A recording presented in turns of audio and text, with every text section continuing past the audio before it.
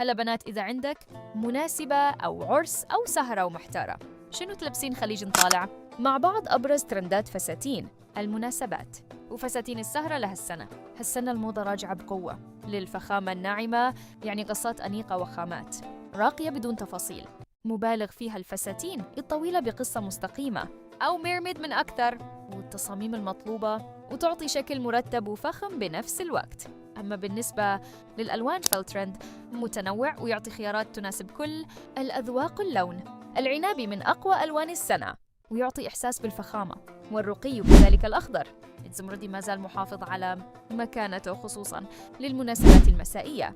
ومن الألوان اللي منتشرة بشكل كبير اللون الذهبي الشامبين والفضي الهادئ خصوصاً للخطوبات والأعراس. أما اللي تحب الإطلالة الناعمة فالوردي، البودري والأزرق، الثلجي من أكثر الألوان الرائجة هالسنة. كذلك نشوف حضور قوي للألوان الترابية مثل الموكا والبني الفاتح والبيج الفخم، وهذه الألوان مناسبة للبنات اللي يحبون الستايل الراقي والهادئ.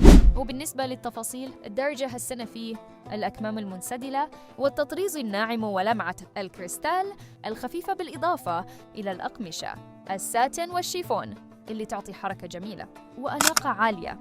قولي لنا بالتعليقات شنو أكثر لون عجبك، وهل تفضلين الفساتين الناعمة أو الفساتين الفخمة؟ ولا تنسين اللايك والاشتراك عشان توصلكم أحدث صيحات الموضة أول بأول.